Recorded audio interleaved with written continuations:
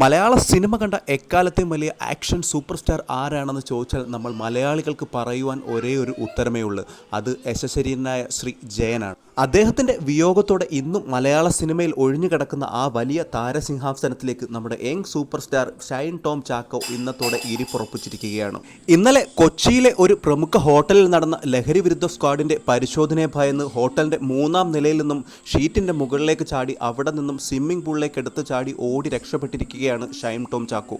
ഈ കഴിഞ്ഞ ദിവസമാണ് അപ്കമിംഗ് ആക്ട്രസ് ആയിട്ടുള്ള വിൻസി അലോഷ്യസ് ഷൈൻ ടോം ചാക്കോയ്ക്കൊപ്പം അഭിനയിച്ച് പൂർത്തീകരിച്ച ഒരു സിനിമയുടെ സെറ്റിൽ കടുത്ത ലഹരി ഉപയോഗിച്ചുകൊണ്ട് ഷൈൻ ടോം ചാക്കോ അപമര്യാദയായി പെരുമാറി എന്നുള്ള ആരോപണവുമായി രംഗത്ത് വന്നത്.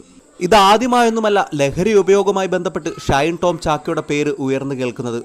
2015 കൊച്ചി കടവന്ത്രയിലെ ഒരു ഫ്ളാറ്റിൽ നടന്ന റെയ്ഡിൽ ഷൈൻ ടോം ചാക്കോയെയും കുറച്ച് മോഡൽസിനെയും കൊക്കെയിൻ ഉപയോഗവുമായി ബന്ധപ്പെട്ട് പോലീസ് അറസ്റ്റ് ചെയ്തിരുന്നു. ഇതിനെ തുടർന്ന് 2 മാസക്കാലം ഷൈൻ ടോം ചാക്കോ തടവറയിലായിരുന്നു. കേരളത്തിൽ തന്നെ രജിസ്റ്റർ ചെയ്യപ്പെട്ട ആദ്യത്തെ കൊക്കെയിൻ കേസ് കൂടിയായിരുന്നു ഇത്. എന്നാൽ അന്വേഷണ സംഘത്തിൻ്റെയും പോലീസിൻ്റെയും കഴിവില്ലായ്മ കൊണ്ട് ഈ കേസിൽ നിന്നും ഷൈൻ തടിയൂരി പോകുകയായിരുന്നു. ഇത്തരത്തിൽ ഷൈൻ ടോം ചാക്കോ മാത്രമല്ല ശ്രീനാഥ് ഭാസിയെയും പ്രയാഗ മാർട്ടിനെയും പോലുള്ള മുൻനിര നടീനടന്മാരിൽ പലരുടെയും പേരുകൾ ലഹരി കേസുകളുമായി ബന്ധപ്പെട്ട് പലപ്പോഴും ഉയർന്നു വന്നിട്ടുണ്ട്. ഇത്രയൊക്കെ ആരോപണങ്ങൾ ഉയർന്നു വന്നിട്ടും ഈ നടന്മാർക്കെതിരെ സിനിമാ സംഘടനകളോ സർക്കാർ സംവിധാനങ്ങളോ നാളിതുവരെ കാര്യമായ നടപടികൾ ഒന്നും തന്നെ കൈക്കൊണ്ടിട്ടില്ല. അതുകൊണ്ട് തന്നെ പൊതുസമൂഹത്തിൽ കൈനിറയെ സിനിമകളുമായി ഇവരൊക്കെ തന്നെ സുഖലോലുപരായി വീണ്ടും മുന്നേറുകയാണ്. ഇവരുടെ സിനിമകൾ തിയേറ്ററുകളിൽ കാണാനെത്തുന്ന കുട്ടികളും യുവജനങ്ങളും ഉൾപ്പെടുന്ന ആരാധകരോട് യാതൊരു പ്രതിബദ്ധതയുമില്ലാത്ത ഇത്തരം ആളുകളുടെ സിനിമകൾ കുറഞ്ഞപക്ഷം കാണില്ല എന്നെങ്കിലും നമ്മൾ ശപഥമെടുക്കേണ്ടിയിരിക്കുന്നു. ഇതിലുമൊക്കെ നമ്മെ അമ്പരപ്പെടുത്തുന്ന ഒരു കാര്യം മോഹൻലാലിനെയും മമ്മൂട്ടിയെയും പോലുള്ള മഹാനടന്മാർ പോലും ഈ വിഷയത്തിൽ ഒരക്ഷരം പോലും മിണ്ടുന്നില്ല എന്നുള്ളതാണ്.